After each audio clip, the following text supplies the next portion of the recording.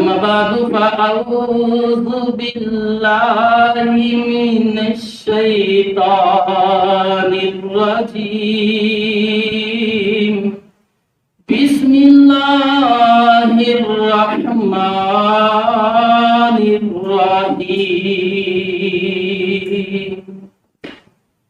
قل إن كنتم تحبون الله فاتبعوني يحببكم الله ويغفر لكم ذنوبكم والله غفور رحيم. وقال النبي صلى الله عليه وسلم لا يؤمن أحدكم حتى أكون أحب إليه من والده وولده والناس أجمعين. صدق الله العلي العظيم وصدق رسوله النبي الكريم.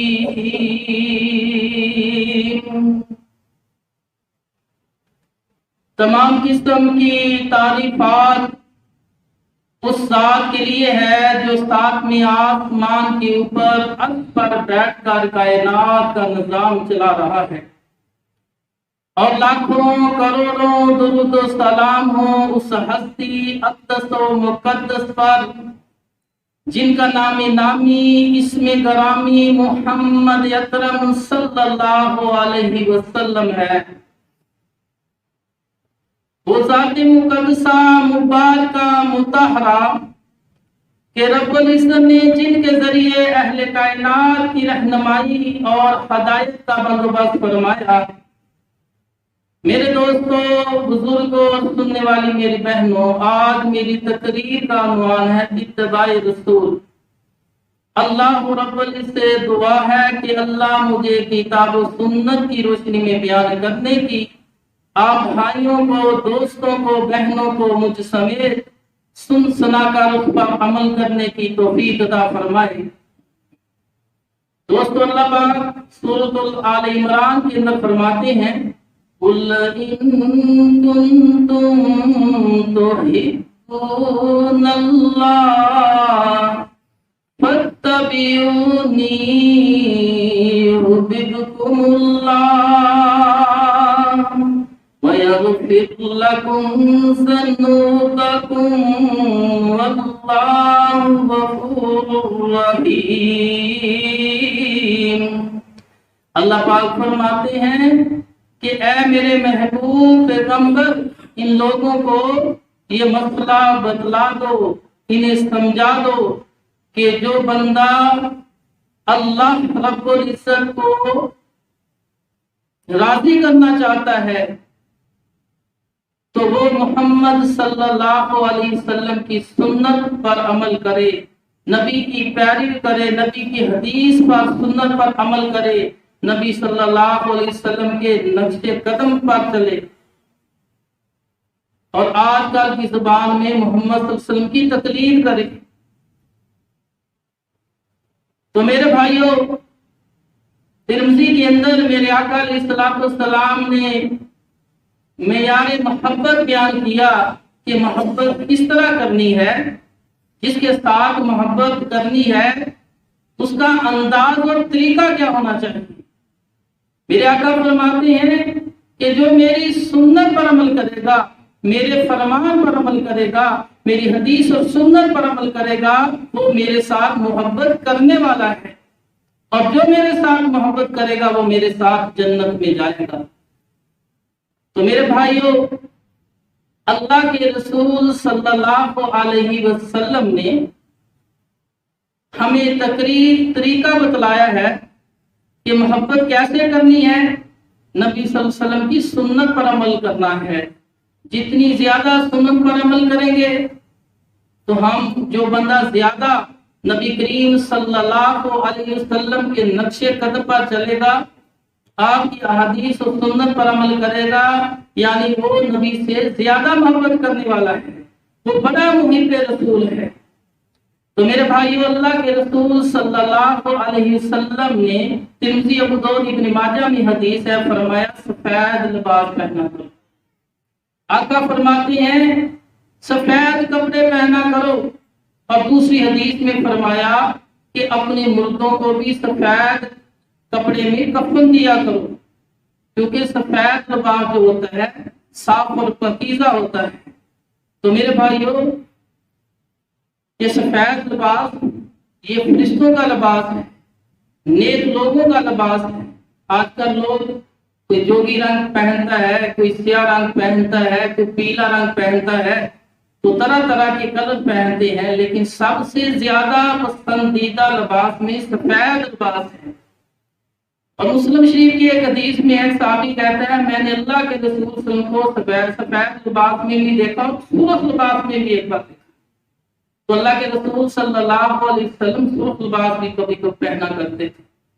تو پسندیدہ جو ہے امت کو کہا سفید لباس پہنا کرو۔ تو میرے بھائیوں، اسی طرح سر کے اوپر کوئی نہ کوئی کپڑا رکھا کرو۔ اللہ کے رسول صلی اللہ علیہ وسلم کبھی سفید پگڑی باندھتے، کبھی کبھار سیاہ رنگ کی پگڑی باندھتے، اور یا اسی طرح صحابہ کو حکم دیا اس چیز کا، تو صحابہ میں سے اکثر جو تھے سب پر ٹوپی رکھتے تھے۔ تو رسول اللہ صلی اللہ علیہ وسلم سے یہ ساری چیزیں آپ کے فرمان تقریری حدیث سے، فعلی عمل سے، قول سے، کہ عملاً سر پہ کوئی نہ کوئی کپڑا ہونا چاہیے، چاہے پگڑی ہو، امامہ ہو، ٹوپی ہو۔ امام ابو داؤد رحمۃ اللہ علیہ جب کسی سے حدیث لینے جاتے، اگر وہ ننگا سر ہوتا اسے حدیث نہیں لیتے تھے، اس کو بے ادبی سمجھتے تھے۔ تو میرے بھائیوں، یہ مسئلہ الگ ہے کہ نماز ننگے سر ہو جاتی ہے۔ تمام علماء کا مسالک کا اس پہ اتفاق ہے کہ جس کے پاس کپڑا نہیں ہے ننگے سے نماز ہو سکتی ہے، لیکن بہتر یہ ہے کہ سر پہ کوئی نہ کوئی کپڑا ہونا چاہیے۔ اکثر اور بیشتر اللہ کے رسول صلی اللہ علیہ وسلم کے سر پر کوئی نہ کوئی کپڑا ہوتا تھا، اور اس کے بہت سے فوائد ہیں، اور موقع محال کے لحاظ سے دنیاوی معاملات میں وہ کپڑا کام بھی آ جاتا ہے، سردی اور گرمی کے لحاظ سے بھی کام آتا ہے۔ اگر بندہ چل رہا ہے، اچانک سر پر اگر پگڑی ہوگی تو اوپر سے کوئی چیز پھینکے تو سر پہ لگے تو سر محفوظ ہو جائے گا، یہ قیمتی حصہ جو ہے۔ تو اس کے بہت سارے فوائد ہیں۔ جنگوں میں خود پہنتے تھے، اس کے فائدے تھے، تو سر پہ کوئی چیز مارے تو چوٹ نہ لگے۔ تو رسول اللہ صلی اللہ علیہ وسلم سر پر سرسوں کا تیل لگاتے تھے، اوپر ایک کپڑا رکھ لیتے اور پھر اوپر امامہ باندھتے، کیونکہ یہ جو بال ہیں یہ فصل ہے، اس کو پانی کی ضرورت ہے۔ اگر ہم تیل وغیرہ نہیں لگاتے اس کی وجہ سے حافظہ کمزور ہوتا ہے، بہت ساری چیزیں ہمیں بھول جاتے ہیں۔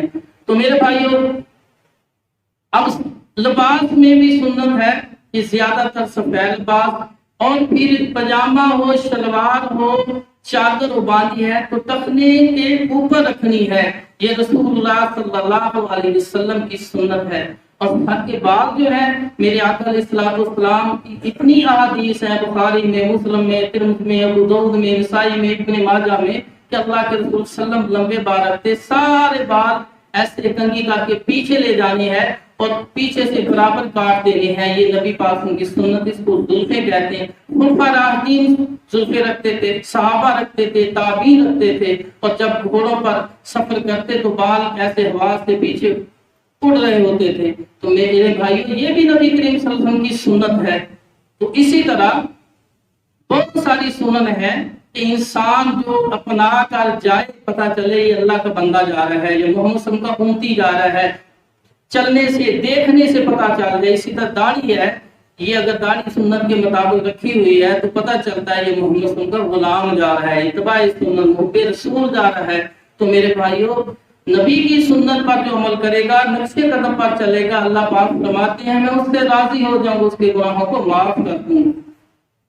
تو ایک حدیث ایسی بھی ہے کہ جو اپنی مرضی سے کہیں سے لمبے بال رکھے، کہیں سے چھوٹے رکھے، سختی سے اللہ کے اس چیز سے منع فرمایا ہے۔ تو میرے بھائیوں، اب یہ بات ہے کہ احادیث میں ہم پر کیسے کریں گے؟ ایک آدمی کہتا ہے یہ سنت ہے، وہ کہتا ہے یہ سنت ہے۔ بعض بات اس طرح معاملہ آ جاتا ہے کہ ایک طرف ایک بندہ وہ کہتا ہے یہ سنت ہے، وہ کہتا ہے یہ سنت ہے۔ مثال کے طور پہ کچھ بھائی کہتے ہیں رفع الیدین کرنا نہ کرنا سنت ہے، اور کچھ کہتے ہیں کرنا سنت ہے۔ دونوں ہی سنت کہہ رہے ہیں۔ اب اس کی تصدیق کیسے ہوگی؟ کیا صحابہ بھی تصدیق کرتے تھے؟ ہاں میرے بھائی، صحابہ بھی اس بات کی تصدیق کرتے تھے۔ جیسے کہ صحیح مسلم شریف میں ہے کہ حضرت مسور بن مخرمہ رضی اللہ تعالی عنہ بیان کرتے ہیں کہ عمر بن خطاب رضی اللہ تعالی عنہ نے پیٹ کے اندر جو بچہ ہے اس کی دیت کے بارے میں لوگوں سے مشورہ کیا۔ عمر بن خطاب رضی اللہ تعالیٰ عنہ بڑے صاحب علم صحابہ کو اپنے قریب رکھتے تھے، ان سے مشورہ کرتے تھے۔ انہوں نے مشورہ کیا کہ اس کی سزا کیا ہے، اس کا جرمانہ کیا ہے کہ پیٹ میں بچہ ہو کوئی چیز مار کے اس کو مار دے، ضائع کر دے، تو ضائع ہو جائے، ضائع کر دے تو اس کی دیت کیا ہے؟ تو عمر بن خطاب رضی اللہ تعالیٰ نے صحابہ سے پوچھا، تو حضرت مغیرہ بن شعبہ رضی اللہ تعالیٰ عنہ فرماتے ہیں کہ اس کی دیت رسول اللہ صلی اللہ علیہ وسلم فرمایا کہ ایک غلام یا ایک لونڈی آزاد کرنے کا حکم دیا اللہ کے رسول نے اس مسئلے میں۔ عمر بن خطاب رضی اللہ عنہ فرماتے ہیں مغیرہ بن شعبہ اپنی اس بات کی دلیل لے کے آؤ۔ مغیرہ بن شعبہ رضی اللہ عنہ کہا کہ اللہ کے رسول صلی اللہ علیہ وسلم فرمایا ہے کہ پیٹ کے اندر جو بچہ ہے اس کی دیت ایک غلام یا ایک لونڈی آزاد کرنا ہے۔ تو عمر بن خطاب رضی اللہ عنہ فرماتے ہیں اس کی دلیل، اس اپنی بات کی دلیل لے کے آؤ، گواہ لے کے آؤ۔ اب مغیرہ بن شعبہ رضی اللہ تعالیٰ عنہ گئے، چلتے چلتے محمد بن مسلمہ رضی اللہ عنہ سے ملے، اس سے ساری بات بتلائی۔ اس نے کہا میں نے بھی اللہ کے رسول صلی اللہ علیہ وسلم سے یہ سنا ہے کہ پیٹ کے بچے کی دیت کیا ہے، ایک غلام یا ایک لونڈی آزاد کرنا۔ اس کو ساتھ لیا۔ عمر بن خطاب رضی اللہ تعالیٰ عنہ کے سامنے آخر محمد بن مسلمہ رضی اللہ عنہ فرماتے ہیں کہ میں اس بات کی تصدیق کرتا ہوں کہ میں نے بھی اللہ کے رسول صلی اللہ علیہ وسلم کی بات سنی تھی۔ تو اس بات کی تصدیق ہو گئی۔ ایک صحابی نے کہا یہ سنت ہے، دوسرے نے بھی اس کی تصدیق کر دی، تو میرے بھائی تصدیق سے بات پختہ ہو جاتی ہے۔ اسی طرح ابو موسیٰ اشعری رضی اللہ تعالیٰ عنہ صحیح بخاری کے اندر واقع آتا ہے کہ وہ نبی کریم عمر بن خطاب رضی اللہ عنہ کے دروازے پہ آئے، دروازے پہ دستک دی، ایک بار دستک دی، دروازہ کھٹکھٹایا اور آواز دی امیر المومنین میں اندر آ سکتا ہوں؟ تو عمر بن خطاب رضی اللہ عنہ نے اجازت نہ دی، خاموش رہے۔ تھوڑی دیر بعد پھر دروازے پر دستک دی، دروازہ کھٹکھٹایا، لیکن عمر بن خطاب رضی اللہ عنہ اس کا کوئی جواب نہ دیا، حالانکہ اسے پتہ چل گیا یہ ابو موسیٰ اشعری رضی اللہ تعالیٰ عنہ کسی کام کے لیے آئے ہیں، وہ کسی کام میں مصروف تھے۔ پھر اس نے دروازہ کھٹکھٹا دیا، دستک دی، آواز دی، لیکن عمر بن خطاب رضی اللہ تعالیٰ نے تیسری بار بھی اس کا کوئی جواب نہ دیا۔ پھر وہ تھوڑی دیر کے بعد واپس چلے جاتے ہیں۔ ابو موسیٰ اشعری رضی اللہ تعالیٰ عنہ واپس چلے جاتے ہیں۔ ادھر عمر بن خطاب رضی اللہ تعالیٰ عنہ اپنے کام سے فارغ ہو چکے ہیں، اپنے غلام کو کہتے ہیں جاؤ ابو موسیٰ اشعری باہر کھڑے ہیں، اس کو اندر لے آؤ۔ وہ دیکھتے ہیں کہ وہ موجود نہیں ہے۔ آ کر بتایا عمر بن خطاب رضی اللہ تعالیٰ عنہ کو کہ وہ ابو موسیٰ اشعری رضی اللہ تعالیٰ عنہ تو باہر نہیں ہے۔ کہا ابھی تو واضح دے رہے تھے، جاؤ اس کو بلا کے لاؤ، کسی کام کے لیے آئے ہوں گے۔ اب اس کو بلا کے لائے، پوچھا کہ تم واپس کیوں چلے گئے تھے؟ تو ابو موسیٰ اشعری رضی اللہ تعالیٰ عنہ فرماتے ہیں اس وجہ سے کہ اللہ کے رسول صلی اللہ علیہ وسلم نے فرمایا ہے کہ اگر کسی کے دروازے پہ جاؤ، دروازے پہ دستک دو، آواز دو، اندر جانے کی اجازت مانگو، نہ ملے، دروازہ نہ کھلے تمہارے لیے، تو پھر ٹھہر جاؤ، پھر دوسری بار دستک دو، پھر تھوڑی دیر کے بعد تیسری بار۔ اگر 3 بار دروازہ کھٹکھٹانے کے بعد، دستک دینے کے بعد تمہیں کوئی آواز نہ آئے، دروازہ نہ کھلے، کوئی رسپانس نہ آئے، تو واپس لوٹ جاؤ، یہ تمہارے لیے بہتر ہے۔ یہ رسول اللہ صلی اللہ علیہ وسلم نے فرمایا ہے۔ عمر بن خطاب رضی اللہ تعالیٰ نے یہ حدیث نہیں سنی تھی. اس نے کہا ابو موسیٰ اشعری جاؤ اس کی کوئی دلیل لے کے آؤ، گواہ لے کے آؤ کہ اللہ کے رسول صلی اللہ علیہ وسلم واقعتاً یہ فرمایا ہے. اور یاد رکھنا اگر شام تک دلیل نہ لے کے کہ میں تمہیں سزا دوں گا. اب موسیٰ اشعری رضی اللہ تعالیٰ عنہ جاتے ہیں، گھومتے پھر رہے ہیں کہ کوئی گواہ لاؤ کیا کہ جس نے یہ بات اللہ کی سنی ہو. ایک مجلس تھی، وہاں گئے تو وہاں بہت سے صحابہ بیٹھے ہوئے تھے. ان کے سامنے تذکرہ کیا تو سارے کہتے ہیں میں نے بھی بات سنی ہے. وہ کہتا ہے میں نے بھی سنی. سب سے چھوٹا ابو سعید خدری رضی اللہ تعالیٰ صحابی رسول بھی بیٹھے ہوئے. تو وہ کہنے لگے میں نے بھی اللہ کے رسول صلی اللہ علیہ وسلم سے یہ بات سنی ہے، یہ حدیث سنی ہے، یہ فرمان سنا ہے. تم صحابہ نے کہا بھائی تم ساتھ چلے جاؤ اور ہماری طرف سے بھی کہنا. تو ابو موسیٰ اشعری رضی اللہ تعالیٰ عنہ عمر بن خطاب کے پاس گئے اور ابو سعید خدری رضی اللہ تعالیٰ عنہ کہنے لگے امیر المومنین یہ حدیث میں نے اللہ کے رسول صلی اللہ علیہ وسلم سے خود سنی ہے اور فلاں فلاں صحابی نے بھی سنی ہے، اس نے بھی کہا ہے کہ میری طرف سے بھی کہنا.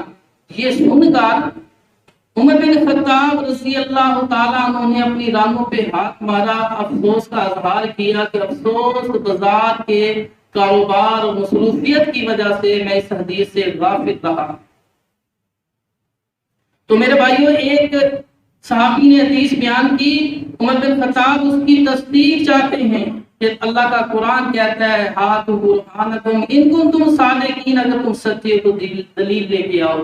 تو پختگی کے لیے گواہ اور بھی ڈھونڈا تاکہ تصدیق ہو جائے، بات میں پختگی آ جائے. تو میرے بھائیوں اسی طرح صحابہ اسی طرح کرتے تھے. موطا امام مالک کتاب النکاح میں عبداللہ بن مسعود رضی اللہ تعالی عنہ سے ایک آدمی نے پوچھا کہ میں نے ایک لڑکی کے ساتھ نکاح کیا ہے لیکن جماع سے پہلے ہی اس کو طلاق دے دی ہے، اب کیا میں اس کی ماں کے ساتھ نکاح کر سکتا ہوں؟ تو عبداللہ بن مسعود رضی اللہ تعالیٰ عنہ پڑھے لکھے عالم صحابی تھے، بدری صحابی تھے. کہنے لگے ہاں اس کے ساتھ نکاح کر سکتے ہو، اس کی بیٹی کے ساتھ تم نے جماع تو نہیں کیا، ہم اس نے کی. کہا نہیں. کہا اس کی ماں کے ساتھ تم نکاح کر سکتے ہو. اس نے نکاح کر لیا. چند دن گزرے، مدینہ میں جانے کا اتفاق ہوا. عبداللہ بن مسعود رضی اللہ تعالیٰ کوفہ میں رہتے تھے. جب مدینہ میں گئے دیگر اکابر صحابہ سے وہ مسئلہ پوچھا تو انہوں نے کہا بھائی وہ ماں اس کی بنتی ہے، مطلب وہ حرام، اس کے ساتھ نکاح ہو ہی نہیں سکتا. بڑے پریشان ہوئے، مدینہ سے واپس کوفہ آئے. سب سے پہلے اس آدمی کے پاس گئے، وہ اس کی ماں کو بیوی بنا کے رکھا ہوا تھا. اس نے ذرا کے تصویری باہر آیا، کہا اس عورت کو چھوڑ دو، یہ تم پر حرام ہے. تو میرے بھائیوں بات کی تصدیق خود ہی کر لی، تسلی ہو گئی تو فوراً رجوع کر لیتے. آج کل کیا ہے کہ کوئی امام آج سے 1300 سال پہلے اس نے اجتہاد کیا،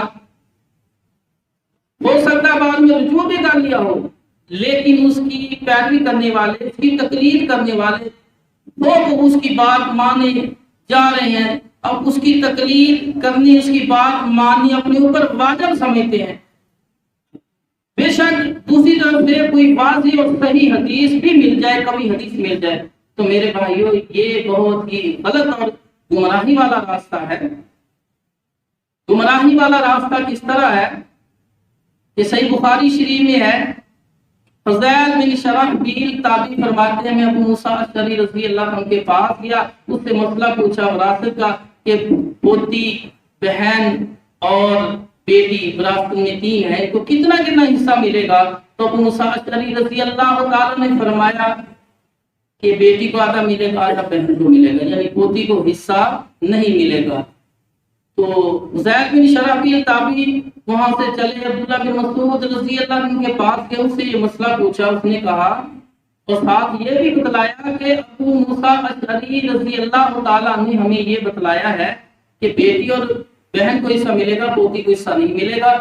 تو عبداللہ بن مسعود رضی اللہ تعالیٰ نے یہ بات سن کر کہا اگر میں بھی ابو موسیٰ اشعری رضی اللہ تعالیٰ عنہ کی طرف فتویٰ دوں تو میں تو سیدھے راستے سے گمراہ ہو چکا. یہ نہیں کہا کہ وہ ابو موسیٰ گمراہ ہو چکے، وہ سنت کے خلاف فتویٰ دی، نہیں کہا میں سیدھے راستے سے گمراہ ہو چکا. کیونکہ اس نے جو فتویٰ دیا اسے تو حدیث کا علم ہی نہیں تھا، لا علمی میں اجتہاد کیا، جو اس کو سمجھ آیا اس نے مسئلہ بیان کر دیا. اور میں نے تو اللہ کے رسول صلی اللہ علیہ وسلم کی حدیث سنی ہوئی ہے، اس کا علم رکھتا ہوں. علم رکھنے کے بعد، حدیث پڑھ لینے کے، سن لینے کے بعد پھر بندہ کسی اور صحابی کی بات مانے، کسی امام کے اجتہاد پر، خلفاء راشدین کے اجتہاد پر اور اجماع امت پر عمل کرے، وہ گمراہ آدمی ہے. نبی کی سنت کے مقابلے میں اجماع امت کوئی حیثیت نہیں رکھتی. نبی کی حدیث کے مقابلے میں خلفاء راشدین کی سنت کوئی اہمیت نہیں رکھتی، وہ حجت نہیں ہوتی. محمد تقی عثمانی دیوبندی، یہ مفتی اعظم دیوبندی ہے، درس ترمذی جلد نمبر 1 صفحہ 283 کے اندر لکھتے ہیں، کہتے ہیں اب رہا اثر ابو بکر صدیق رضی اللہ تعالی عنہ کا. اس کا جواب یہ ہے اگر بالفرض اس کو سندن صحیح مان بھی لے تو پھر بھی یہ ایک صحابی کا اجتہاد ہے جو مرفوع حدیث کے مقابلے میں حجت نہیں. پتہ چلا کہ مرفوع حدیث کہتے ہیں نبی کا فرمان، نبی کی سنت، نبی کی حدیث. جب نبی کی سنت کا فرمان کا علم ہو جائے پھر کسی اور نبی کی بات یا خلفاء راشدین کی بات یا صحابی کی بات یا ائمہ اربعہ کی بات پر کوئی عمل کرے گا وہ گمراہ ہے. عبداللہ بن مسعود رضی اللہ عنہ کیا فرما رہے تھے کہ اگر میں بھی ابو موسیٰ اشعری رضی اللہ تعالیٰ عنہ کی طرف فتویٰ دوں تو میں تو سیدھے راستے سے گمراہ ہو چکا. میں تو اسی طرح بیان کروں گا جس طرح رسول اللہ صلی اللہ علیہ وسلم بیان کرتے تھے. تو میرے بھائیوں، موسیٰ اشعری کو پتا چلا، وہ فضائل بن شرابیل تابعی اس کے پاس گئے، اس نے فوراً اپنی بات سے رجوع کیا، کہا جب تک یہ عالم عبداللہ بن مسعود زندہ ہیں آپ انہی سے مسئلے پوچھا کرو، انہی سے مسئلہ پوچھا کرو. یہ دلیل سے بات کرتے ہیں، نبی کا فرمان اس کے ساتھ حدیث سے بات کرتے ہیں، اس سے مطابق فتویٰ دیتے ہیں. تو میرے بھائیوں، اپنی بات اس نے چھوڑ دی اور جو علم کی بات، دلیل کی بات کرے اس کی تعریف کی، اس کو سپورٹ کیا. تو اسی طرح میرے بھائیوں، اور میں کہہ رہا تھا کہ ایک طرف لوگ کہتے ہیں رفع الیدین نہیں کرنا چاہیے، دوسرے کہتے ہیں کرنا چاہیے. تو اس میں تصدیق والی بات کن کے پاس ہے؟ ابو داؤد ترمذی والے 10 صحابہ کی حدیث موجود ہے. ایک صحابی کہتا ہے میں تم میں سے سب سے بہتر اللہ کے نماز کے طریقے کو جانتا ہوں. اس نے کہا ہمارے سامنے پڑھو، اس نے پڑھی. 10 صحابہ نے تصدیق کی بے شک اللہ کے رسول اسی طرح نماز پڑھتے، رکوع جاتے، رکوع سر اٹھاتے ہوئے رفع الیدین کرتے. اس کو کہتے ہیں تصدیق. ایک صحابی کا 10 صحابی تصدیق آتی کہ واقعی اللہ کے رسول اس طرح کرتے تھے. اسی طرح حدیث اور اہل حدیث انوار خطیب دیوبندی کی کتاب اس کے صفحہ 410 میں وہ لکھتے ہیں ابو داؤد کے حوالے سے کہ میمون مکی جو ہے مکہ میں آئے، عبداللہ بن زبیر کے پیچھے بیت اللہ میں امام کعبہ پیچھے نماز پڑھی. وہ نماز شروع کرتے، رکوع پر جاتے، رکوع سے سر اٹھاتے ہوئے رفع الیدین کر رہے ہیں. اس نے سوچا میں جس علاقے سے آئے ہوں وہاں تو کوئی نہیں رفع الیدین کرتا. وہ کوفہ سے آئے تھے. وہ عبداللہ بن عباس رضی اللہ عنہ کے پاس آئے، آ کر اس سے مسئلہ پوچھا کہ اس طرح عبداللہ بن زبیر رضی اللہ تعالیٰ عنہ خانہ کعبہ میں لوگوں کو رفع الیدین کر کے نماز پڑھا رہے ہیں، اس کے متعلق بتلائیے. تو مفسر قرآن عبداللہ بن عباس رضی اللہ تعالیٰ نے کیا فرمایا، اگر تم چاہتے اس طرح نماز پڑھنی جس طرح رسول اللہ صلی اللہ علیہ وسلم پڑھا کرتے تھے تو تم عبداللہ بن زبیر کی ابتدا کرو. اب تو تصریح ہو گئی کہ یہ جو 70 سال بعد نبی کی وفات کے 70 سال بعد عبداللہ بن زبیر امام کعبہ باندھ کے لوگوں کو رفع الیدین کر کے نماز پڑھا رہے ہیں، دوسرے صحابی نے اس کی تصدیق کر دی، یعنی بات میں پختگی آ گئی. اور بعض صحابہ کہتے ہیں جس طرح عبداللہ بن عمر ہے کہ بخاری شریف میں کہتا ہے نافع 33 سال بعد نبی پاک نے وفات کے 33 سال بعد عبداللہ بن عمر نافع کو بتلا رہے ہیں یہ جو میں رفع الیدین کر کے میں نے نماز پڑھی ہے اللہ کے رسول بھی اسی طرح پڑھتے تھے. اور بخاری کی دوسری روایت میں کہتے ہیں نافع میں اس طرح نماز پڑھتا ہوں جس طرح میرے ساتھی صحابہ پڑھتے تھے. اب وہ تصدیق کر رہے ہیں اپنی بات کی، ایک ہے دوسرا صحابی تصدیق کرے. ایک اپنی بات کو تقویت دینے کے لیے، اس کو سمجھانے کے لیے بالکل یہ کنفرم بات ہے، کہتا ہے اللہ کے رسول بھی اس طرح نماز پڑھتے تھے، صحابہ بھی اسی طرح پڑھتے جس طرح میں نے پڑھی ہے۔ تو میرے بھائیو، اس کو کہتے ہیں پختگی والی، تصدیق والی بات۔ ایک ہوتی ہے سند، تو سند بھی ضروری ہوتی ہے۔ تو اگر کوئی بندہ کہے یہ سنت ہو کر وہ سنت ہے، اس میں ضرور تصدیق کرنی چاہیے، تصدیق بھی ہو، سندن صحیح بات ہو۔ تو میرے بھائیوں، صحابہ جو تھے وہ نبی کریم صلی اللہ علیہ وسلم کی سنت پر ہی عمل کرتے تھے۔ اگر نبی کی بات کے مقابلے میں خلفائے راشدین کی بات آ جائے وہ نہیں مانتے تھے۔ صحیح بخاری میں ہے، حضرت سعید بن مسیب رحمۃ اللہ سے بھی یہ روایت ہے اور زین العابدین سے بھی ہے، کہتے ہیں کہ حضرت عثمان غنی رضی اللہ تعالیٰ عنہ اپنی خلافت میں اعلان کرتے ہیں کہ کوئی حج تمتع نہ کرے، حج عمرہ جو ہے اکٹھا نہ کرے، الگ الگ کرے۔ شاید ان کے نزدیک یہ ہو کہ مسجد نبی ہے یا بیت اللہ یہ چھوٹا ہے اور اتنی تعداد پوری نہ آئے گی، شاید اس لیے انہوں نے فتویٰ دیا۔ بہرحال حضرت عثمان رضی اللہ عنہ نے فتویٰ دیا کہ کوئی حج تمتع نہ کرے۔ بہت سے لوگ آئے ہوئے تھے حج تمتع کے ارادے سے، جب پتہ چلا ادھر امیر المومنین نے اعلان کر دیا ہے، وہ حضرت علی رضی اللہ عنہ کے پاس گئے کہ علی، ہم نے تو اللہ کے رسول صلی اللہ علیہ وسلم کو حج تمتع کرتے ہوئے دیکھا ہے، تو امیر المومنین جو ہمارے حاکم ہے وہ منع کر رہے ہیں۔ جب حاکم منع کرے تو اللہ پاک نے قرآن میں فرمایا ہے، یا ایھا الذین آمنوا اطیعوا اللہ و اطیعوا الرسول و اولی الامر منکم، اے ایمان اور اللہ کی بھی اطاعت کرو، اللہ کی بات بھی مانو، نبی کی بات مانو اور حاکموں کی بات بھی مانو۔ حاکم کون؟ خلفائے راشدین، خلیفہ جو ہمارے ہیں، حکمران ہیں، اس کی بات بھی ماننی ہے۔ اور آگے ہی فرمایا اس آیت کے دوسرے حصے میں، فَإِن تَنَازَعْتُمْ فِي شَيْءٍ فَرُدُّوهُ إِلَى اللَّهِ وَالرَّسُولِ، جب اختلاف ہو جائے تو پھر نبی کی بات اور ہو، خلفائے راشدین کی، حاکموں کی بات ہو، آپس میں ٹکراؤ ہو، وہ کہتے ہیں کرنا چاہیے، وہ کہتا نہیں کرنا چاہیے، تو پھر حاکم کی بات نہیں ماننی، خلفائے راشدین کی بات، پھر نبی کی بات ماننی، باقیوں کی تکلیف یا پیروی نہیں کرنی۔ کیوں نہیں کرنی؟ اللہ پاک نے اور مقام پہ فرمایا، سورۃ الاعراف آیت نمبر 3 میں، اتبعوا ما انزل الیکم من ربکم ولا تتبعوا من دونہ اولیاء قلیلا ما تذکرون۔ فرمایا جو دین احکامات میں نے تمہاری طرف اللہ نے فرمایا محمد صلی اللہ علیہ وسلم پر نازل کیے ہیں، اس کی پیروی کرو، اس کی تقلید کرو، ولا تتبعوا من دونہ اولیاء، اور اولیاء کی تقلید نہ کرو، اولیاء کی پیروی نہ کرو، قلیلا ما تذکرون، بہت تھوڑے لوگ ہیں جس بات کو مانتے ہیں، جس کے دماغ میں یہ بات اترتی ہے، بہت تھوڑے لوگ ہیں جو دوسروں کی بات کو، ائمہ اربعہ کی بات کو چھوڑ کر، خلفائے راشدین کی بات کو چھوڑ کر نبی کی بات پر قربان ہونے والے ہیں، اس پر عمل کرنے والے بہت تھوڑے لوگ ہیں، قلیلا ما تذکرون۔ تو میرے بھائیوں، جو نبی کی بات چھوڑ کر کسی اور کی بات پر عمل کرے گا دینی مسئلے میں، اللہ پاک فرماتے ہیں سورۃ الاعراف آیت نمبر 65 میں، فلا وربک لا یؤمنون حتی یحکموک فیما شجر بینہم ثم لا یجدوا فی انفسہم حرجا مما قضیت ویسلموا تسلیما۔ تمہارے رب کی قسم ہے میرے نبی، جب تک یہ لوگ اپنے اختلافات میں تمہیں میزانیت پر نہیں مان لیتے، اس وقت تک ایماندار نہیں ہو سکتے۔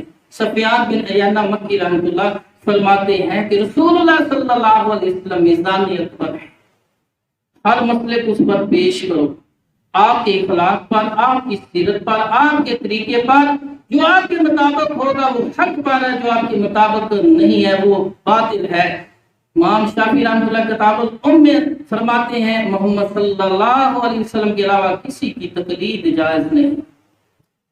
تو میرے بھائیوں، اللہ کے رسول صلی اللہ علیہ وسلم کیا فرما رہے ہیں؟ صحابہ بیٹھے ہوئے ہیں، فرمایا لا یؤمن احدکم حتی اکون احب الیہ من والدہ وولدہ والناس اجمعین۔ میرے صحابہ، جب تک تم مجھے میزانیت پر نہیں مان لیتے، پوری امت ایک طرف جائے، اجماع امت پوری اجماع کر لے کسی مسئلے میں، میری بات ایک طرف ہو، میری بات کو ترجیح نہ دو گے، جب تک اجماع امت پر تم ایماندار نہیں ہو سکتے۔ ایک طرف نبی کی بات ہو، دوسرے برادری کی بات ہے، خوشی کا موقع ہو یا غمی کا، تو بندہ فوت ہو گیا، ایک طرف نبی کی بات ہے، ایک طرف برادری کہتی ہے کہتے یار اس طرح کر لو۔ تو میرے بھائیو، اللہ کے رسول اور اللہ کیا فرماتے ہیں، اگر میرے نبی کو میزان اکبر نہ مانا، میرے نبی کو حاکم نہ مانا، تو پھر لا یؤمنون، تم ایماندار نہیں ہو سکتے۔ اور جو مانتے ہیں، اللہ نے فرمایا میں نے اس کے گناہوں کو معاف کر دینا ہے۔ اللہ نبی کی پیروی کرنے والے، نبی کی سنت پر عمل کرنے والے کے گناہوں کو معاف کر دیتے، اللہ اس سے محبت کرتے ہیں۔ اور صحیح بخاری میں میرے آقا علیہ الصلوۃ والسلام فرماتے ہیں میری ساری امت جنت میں جائے گی، ساری امت، ساری کی ساری امت جنت میں جائے گی سوائے ان کے جنہوں نے انکار کیا۔ صحابہ پوچھتے ہیں یا رسول اللہ صلی اللہ علیہ وسلم انکاری کون ہے؟ آپ نے فرمایا جو میری حدیث پر سنت پر عمل کرتا ہے، میرے چہرے جیسا چہرہ بناتا ہے، سر کے بالوں جیسے بال رکھتا ہے، لباس اس طرح پہنتا ہے، چلتا اٹھتا ہے، کھاتا اس طرح، بیٹھتا اس طرح، مسکراتا اس طرح، جو میری پیروی کرتا ہے وہ میرے ساتھ جنت میں جائے گا، میرے ساتھ محبت کرنے والا ہے۔ اور جو میری پیروی نہیں کرتا، اپنی مرضی کی زندگی گزارتا ہے، فرمایا وہ جنت میں نہیں جائے گا، وہ انکاری ہے۔ تو میرے بھائیوں، ہر مسئلے میں نبی کریم صلی اللہ علیہ وسلم کی سنت پر عمل کرنا ہے، اسی میں کامیابی ہے، کامرانی ہے۔ اللہ تعالیٰ سے دعا ہے کہ اللہ ہم سب کو محمد صلی اللہ علیہ وسلم کے طریقے پر چلنے کی توفیق عطا فرمائے۔ اور بات میرے بھائیوں، یہ علماء جو جتنے بھی ہیں بہت بڑی غلطی کر رہے ہیں کہ نبی کی سنت ادھر ہے، ادھر خلفائے راشدین کی سنت ہے۔ طلاق والا مسئلہ اٹھا لیں، عبداللہ بن عباس رضی اللہ عنہ فرماتے صحیح مسلم میں کہ نبی پاک کے دور میں، ابوبکر صدیق کے دور میں، عمر فاروق کے پہلے 2 سالوں میں ایک مجلس میں کوئی 3 طلاقیں دیتا تھا تو کیا ایک ہی شمار ہوتی تھی۔ عمر بن خطاب کی باقی زندگی میں لوگوں نے اس مسئلے میں مذاق سمجھا، طلاق دے دیتے تھے، پھر رجوع کر لیتے، 3 4 طلاقیں دے، پھر رجوع کر لیتے۔ آپ نے بطور سزا اس کو ڈانٹنے کے لیے فتویٰ جاری کیا، آج کے بعد جس نے اکٹھی 3 دی تو میں 3 ہی لاگو کر دوں گا، دوبارہ سلح تباری نہیں ہوگی، تو بطور سزا تھی۔ اب ہمیں کیا چاہیے؟ ہمیں چاہیے کہ نبی کی سنت پر عمل کرنا چاہیے۔ جو علماء اس مسئلے میں غلطی کر رہے ہیں کہ جناب اللہ کے رسول ہی نے تو خود فرمایا ہے میری سنت و ہدایت یافتہ خلفائے راشدین کی سنت پر عمل کرو، تو ان لوگوں کو عمر بن خطاب کے پہلے 2 سالوں میں انہوں نے فتویٰ دیا ہے، حدیث کے مطابق دیا ہے کہ ایک مجلس میں 3 طلاقیں جو دے گا ایک شمار ہوگی، یہ فتویٰ انہیں نظر نہیں آتا۔ عمر بن خطاب فتویٰ وہ ہی نظر آتا ہے جو نبی کی سنت کے خلاف ہو، جو اجتہادی ہو، تذہیری ہو۔ تو میرے بھائی یہ بہت بڑی گمراہی ہے۔ عام بندے کو سمجھ آ جاتی ہے کہ نبی پاک کا یہ طریقہ ہے، اور ابو بکر صدیق کا آپ کی وفات کے بعد بھی خلافت میں یہی 2.5 سال طریقہ رہا ہے، اور عمر بن خطاب کے پہلے 2 سالوں میں خلافت میں یہی طریقہ تھا۔ ایک مجلس میں 3 طلاقیں کوئی دیتا، ایک شمار کی جاتی، 3 مہینے کے اندر صلح ہو جاتی تھی۔ اس طرح اذان والا مسئلہ، بہت سے مسئلے اس پہ قیاس کرتے جاؤ کہ نبی کی بات کس طرف ہے، ادھر خلفائے راشدین کی بات ہے۔ جو نبی کی بات اللہ کے رسول فرماتے ہیں اقتدوا من بعدی، اقتدوا میری اقتداء من بعد ابو بکر عمر، ابو بکر عمر کی اقتداء بعد میں کرنی ہے، جب میری سنت نہ ملے، میرا طریقہ نہیں مل رہا، پھر ان کی بات تمہارے لیے ہے۔ لیکن دین وہ بھی نہیں ہے، کیونکہ دین تو اللہ کے رسول صلی اللہ علیہ وسلم کی زندگی میں مکمل ہو چکا ہے۔